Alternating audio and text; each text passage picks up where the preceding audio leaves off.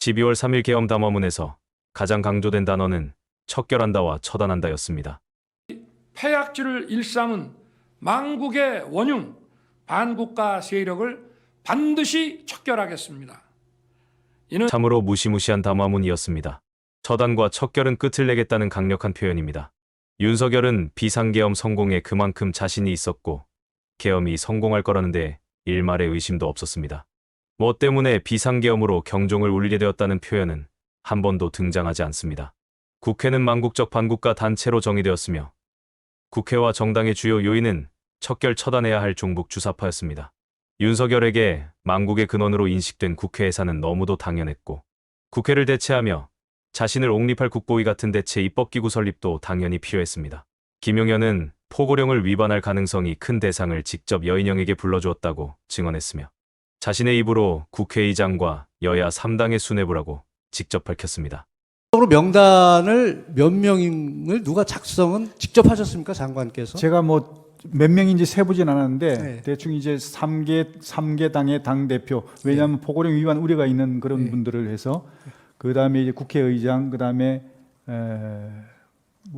야당 원내대표, 뭐 국회를 확실하게 장악하기 위해서 707 특임대 추가 투입을 지시하고 정근에게 707 특수임무단 병력 추가로 국회에 투입하라고 지시하신 적 있죠. 네, 그때 이제 병력이 지금 본청에 들어가 있는 병력이 너무 적은 것 같아서 추가 알겠습니다. 가능하냐 그랬더니 예.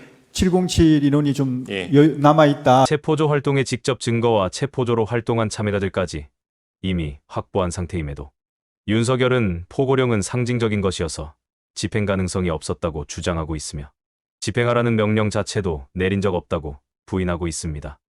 예, 맞습니다. 어? 근데 그 계엄 선포한 날 저녁에 그 얘기를 저한테 해서 제가 절대 하지 마라. 민주당에 보낼 거면 국민의힘도 보내야 되고 그건 안 된다 하고 꽃도 제가 자른 거 위법한 모든 상황은 김용현이 대통령 지시를 어기고 지휘했거나 투입된 사령관들이 윤석열과 김용현의 지시를 따르지 않고 일탈한 행위라고 몰아가고 있습니다. 검찰과 국수보는 차고 넘칠 만큼 국회 장악과 무력화의 물리력 행사, 체포조의 활동에 대한 증거를 확보하고 있습니다. 지난 헌법재판소 증언에서 가장 황당했던 대목 중 하나는 짜고 친 증언이지만 그마저도 조율이 덜 되었는지 윤석열의 지시를 받아 계엄 업무를 수행해야 할 김용현이 자신은 대통령 윤석열과 다르게 포고령이 시행된다고 믿고 지시했다. 그렇게 증언한 것입니다.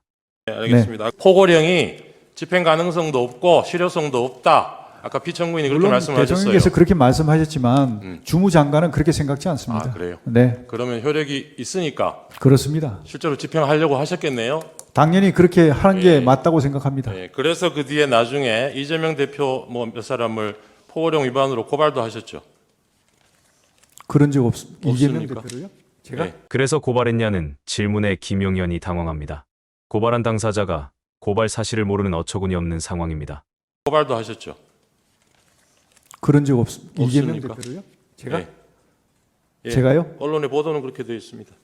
김용현 변호인단이 김용현도 모르게 김용현의 이름을 도용해서 이재명, 박주민, 한동훈을 포고령 위반으로 고발한 것이 발각되었습니다. 최근 행태를 보면 그러고도 남을 인간들이지만 김용현의 명의를 도용하고 고발 공문서를 허위로 작성한 것도 범죄인데 검찰에 처벌해달라고 제출까지 했으니 공무집행방해 혐의까지 발각된 것입니다. 저기 마지막으로 이 비상계엄에 실패한 가장 큰 이유가 뭐라고 생각하십니까? 비상계엄을 실패했다. 저는 뭐 실패 성공이라고 생각지는 않습니다. 경종을 울리는 차원이었기 때문에 네. 이번에 이런 경종을 충분히 국민들께 울렸다는 측면에서는 그렇게 저는 뭐 실패라고 생각지는 않습니다. 알겠습니다. 네. 경고용이라는 단어를 빌미로 날카로운 질문이 이어집니다. 그런 경고형이었다면 네. 그 국무위원들 모였을 때 이게 경고형이다 이런 얘기는 왜 안 하셨어요? 그런 걸 얘기하는 것은 그거는 전략적인 차원이지 그런 얘기를 하는 건 안 맞죠. 알겠습니다. 청구인 측은 계엄이 실패한 이유를 설명합니다. 저는 그날 뭐 시민들이 빨리 모여가지고 경군하고 이걸 막고 그리고 국회에서도 신속하게 대처를 해서 막은 덕도 있지만 그 못지않게 주요한 이유 중에 하나가 이 현장에 동원됐던 군인들이요. 정혜 혹시 본인 수사 기록 한번 보신 적 있습니까? 자, 영관급 장교들 진술의 내용 한번 보신 적 그거는 있습니까? 못 봤습니다. 여기 보시면 대부분의 영관급 장교들이 이날 자신들이 무슨 임무를 받고 여기 가서 뭘 할지를 모르는 상태에서 출동 지시를 받고 갑니다. 근데 현장에 가서 보니까 내가 총을 들고 상대에 대적해야 될 사람들이 국회의원들이고 시민들이고 이런 거예요. 선거관리위원회고. 그래서 상당수 군인들이 이건 뭔가 아닌 것 같다. 이렇게 진술하는 사람들이 많습니다. 그런데 그 실패 요인이 아까 그런 덕도 있지만 저는 못지않게 큰 것 중에 하나가 이 증인이나 피청구인이 이 계엄에 말하자면 실행 인력으로 동원했던 이 군인들조차도 이 계엄의 명분을 설득하지 못했기 때문이 이렇게 생각합니다. 어떻게 생각하세요? 그것은 한번 나중에 평가를 해보겠습니다. 네, 이상입니다. 우리에게는 박정훈 대령 변호사로 알려진 김정민 변호사가 질문을 이어받았습니다. 증인 혹시 계엄 해제 직후에 전군 지휘관 회의에서 이런 말을 하신 적 있는지 모르겠어요. 우리 군이 통수권자이신 대통령의 명을 받들어서 임무를 수행했습니다.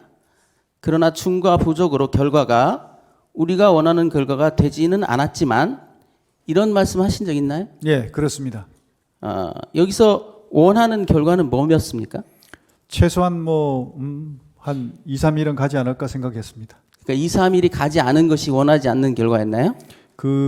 충분히 국회의 폐악질에 대해서 국민들에게 더 명확하게 알려야 되는데 그렇게 알리지 못한 것, 그리고 선관위에 대한 어떤 그런 그 부정선거에 대한 실체를 좀 며칠이라도 해서 확인을 해갖고 국민들께 알려줘야 되는데 그렇지 못한 거, 이런 것들이 아쉬운 것이죠. 그러니까 선거 부정을 밝혀서 질문을 중단시키는 헌법재판관. 그만하겠습니다. 저 정영식 재판관님, 아니 잠깐 있으세요. 잠깐만 있으세요. 정영식 재판관님 질문하시죠. 예. 윤석열이 임명하고 여전히 기대를 갖고 있는 재판관 정영식 재판관이 질문에 나섰습니다. 제가 몇 가지 김영호 증인 제가 몇 가지 네. 물어보겠습니다. 네. 이미 이제 내용이 어느 정도는 나왔기 때문에 확인하는 차원에서 다시 물어보는 겁니다. 12월 3일 날 22시 17분경에 이제 국무회의 구성원 11명이 대통령실 대접견실에 모였을 때 다 모였지 않습니까? 네. 이때 11명이 모였을 때 이제 피청구인이 비상계엄에 관한 구체적인 내용, 그러니까 비상계엄의 실체적 요건이 충족됐는지, 그리고 시행 일시, 시행 지역, 그리고 계엄 사령관 등에 관해서 이야기를 했습니까? 정영식 재판관은 국무회의에서 계엄 안건 심의가 제대로 적법 절차에 따라 이뤄졌는지 묻고 있습니다. 제가 그 문건을 대통령님 하신 게 아니고요. 예. 제가 이제 그게 의안이었기 때문에 예. 의안이었기 때문에 제가 계엄 선포문, 그러니까 공고문이죠. 그거를 다 나눠드렸습니다. 그러니까 제 말은 네. 그러니까 구체적인 비상계엄의 내용, 실체적인 요건이 충족됐는지 심의를 하는 것을 말씀드리는 거예요. 그러니까 실체적 요건이 있어야 될 거 아닙니까? 그 요건이 충족됐는지, 그리고 일시는 언제 한다, 그리고 시행지역은 어디다, 그리고 계엄사령관은 누구다, 이런 얘기를 구체적으로 이야기를 한 적이 있느냐 하는 겁니다. 그 포고문을 아까 다 줬다는 것이고. 네. 그 재판관님 말씀하신 그 1번 부분은 그 별도고요. 2번부터 밑에 거는 다 계엄 선포문에 포함되어 있는 내용들이라 계엄 선포문을 제가 다 이렇게 개별적으로 국무위원들한테 나눠주고 그 의안으로 이제 했기 때문에 다 알려줬다고 저는 생각하고 있고요. 1번 충족이 됐느냐 안 됐느냐 하는 문제는 그 전에 계엄을 하기 전에 대통령님께서 계엄 선포를 하시기 전에 거기에 대한 여러 가지 그 전시 또는 사변 또는 그게 이에 준한 비상사태. 그래서 이게 지금 현재 상황이 이에 준한 국가 비상사태냐. 그리고 그 뒤에 보면 사회 질서가 심각하게 교란돼서 행정, 사법 기능이 현저히 저하될 경우라는 얘기가 있습니다. 국회도 사회지 않습니까? 유리한 답변을 할 수 있도록 충분하게 시간을 주고 있음에도 김용현이 아무도 알아들을 수 없는 말만 계속하자 발언을 중단시키고 다시 질문 취지를 설명합니다. 김용현 당신이 아니라 피청구인 대통령이 계엄 안건에 대한 설명을 국무위원들에게 했느냐를 묻는 것이다.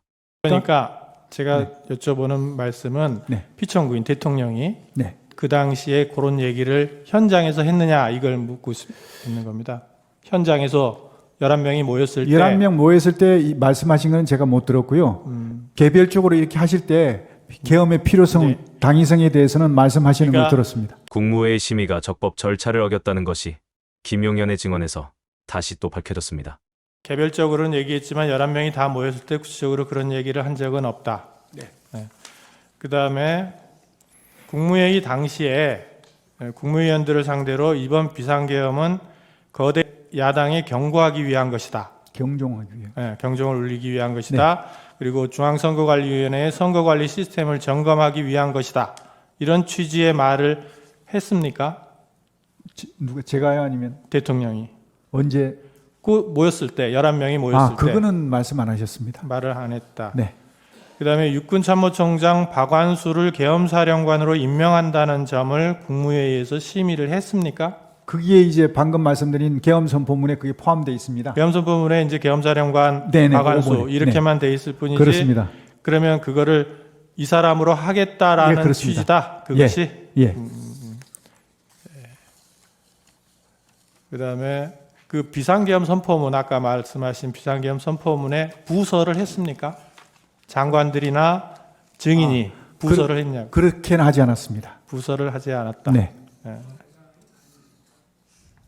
이번 신문으로 국무회의 법성은 완전히 입증되었습니다. 그다음에 그 국회 건물 내부로 투입된 군 병력을 빼내라 이렇게 지시를 네. 했다는 거죠. 네. 그러면 질서 유지만을 목적으로 군 병력을 동원을 했는데 질서 유지 목적으로 그러면 애초에 국회 그 본청 건물 말하는 겁니다. 본청 건물 안에 군 병력이 왜 들어갔습니까? 질서 유지를 하는데 그 안에는 어차피 의원들 들어가 있고 의원 관계자들이 들어가 있을 텐데 외부에 뭐 시민들이나 이런 사람은 들어가지는 않은 상태인데 굳이 거기를 군 병력이 왜 본청에 유리창을 깨고 진입을 했습니까? 그 이제 최종적인 엔드 스테이트는 이게 상황 자체가 본청에 이런 어떤 군 병력이 이게 딱 그 본청을 확보하고 출입문에 대한 어떤 출입에 대한 이렇게 통제를 하면서 선별적으로 의원들이 들어오시는 거는 그냥 뭐 저거 없이 제재 없이 그냥 통과하시지만 나머지 불필요한 인원은 들어오지 못하도록 이렇게 딱딱 질서정연하게 그러면 이런 모습을 외부만을 본청 건물의 문에만 배치를 해놓으면 되는 거 아닌가요? 네 그렇게 하려고 그랬는데 이게 충돌이 생겨버린 겁니다. 들어갔으니까 충돌이 생긴 게 아니에요? 그러니까 이 출입문만 하면 안 되고 안에 내부에 또 인원들이 또 어떤 인원들이 불필요한 인원들이 많으면 거기에 대해서는 이제 빼내야 되니까 그런 어떤 차원에서 한 겁니다. 그리고 그 아까 자꾸 체포 이런 얘기가 나오는데 증인은 이제 포고령을 위반할 개연성이 높은 사람들을 몇 명을 추려서 말하자면 동태를 파악하라고 알려준 것이다 이런 취지였죠. 예, 동정을 좀 확인해. 그 말이 왜 체포로 바뀐 겁니까? 그러니까 이제 다른 사람은 체포하라고 지시했다는 취지로 얘기를 하는데 그게 증인이 얘기할 때 동정을 파악하라라고만 말씀을 하셨지만 동정을 파악해서 포고령을 위반하면 체포해야 된다 이렇게까지 말씀을 하신 건 아닌가요 혹시? 그건 아닙니다. 체포라는 말은 꺼내지도 않았습니까? 그렇습니다. 왜냐하면 체포를 하려 그러면 체포를 할 수 있는 기구가 구성이 돼야 되는데 그때가 안 됐다는 겁니다. 그 말씀은 아까도 하셨고 예. 그러니까는 그 말하자면 이 사람들이 계엄 포고령을 위반할 가능성이 높은 사람이니까 동정을 감시해라라고 그렇습니다. 했다는 말은 네. 아직은 아니지만 추후에 지금 말씀하신 것처럼 체포를 하기 위한 조건들이 있잖아요. 네. 조건이 성숙이 되면 체포를 해야 된다 이런 취지로 얘기를 한 것이 아니냐 이런 말입니다. 그래서 체포라는 얘기가 자꾸 나와서 묻는 거예요. 동정을 이제 확인하다 보면 어떤 위반 우려가 있고 하면 사전에 예방 차원에서 차단을 해야 될 것이고 그럼에도 불구하고 계속하면 그거는 필요하면 체포가 이루어질 수밖에 없는 상황 아니겠습니까? 그런 어떤 것들의 어떤 차원에서 연장선에서 생각하시면 되겠지만 근데 최초부터 혐의도 없는데 그리고 그때 당시에 시작할 때 얘기했을 때 앞으로 어느 정도 지나야 합동수사본부가 구성되겠냐? 그래야만 체포조 운영이 되니까. 그랬더니 아마 적어도 서너 시간은 더 있어야 될 것 같습니다. 이렇게 얘기를 했거든요. 그러면 앞으로 서너 시간이면 그때가 통화했던 게 22시 30분 정도 됐는데 새벽 2시 넘어야 된다는 얘기거든요. 네, 알겠습니다. 예. 예, 됐습니다. 두 가지만 확인하겠습니다. 정인이 2024년 12월 3일 그 국무회의를 하고 이제 피청구에 나가시고 그 다음에 국무회의장을 정인이 벗어났잖아요. 네. 그 시간이 몇 시입니까? 대통령하고 같이 나갔습니다. 동시에 예. 나갔습니까? 예. 그다음 두 번째, 정인은 검찰에서 조사를 받을 때 예. 변호인 입회 하에 하였고, 그 다음에 조서를 확인한 후에 서명하였습니까? 예, 서명했습니다. 김용현이 검찰에서 조서에 서명한 것을 확인하는 이유는 검찰 조서의 증거 능력을 확인하려는 것입니다. 김용현은 변호사 입회하에 충분히 확인하고 서명했음을 증언했습니다. 윤석열 공소장이라 불리는 검찰에서 작성된 조서가 헌재에서 중요한 증거가 되는 순간입니다. 예. 예. 아까 하실 거 있습니다. 피청구인 윤석열에게 발언 기회를 주는 재판관. 예, 하시죠. 이거는 이 계엄이 무슨 실패한 계엄이라고 소추인축이 주장하면서 군인들이 현장에 와 보니까 맞닥뜨린 상황이 국회라는 이런 민주 정체라는 것 때문에 군인들이 임무를 제대로 수행하지 않은 것이라는 말씀을 하셨는데요.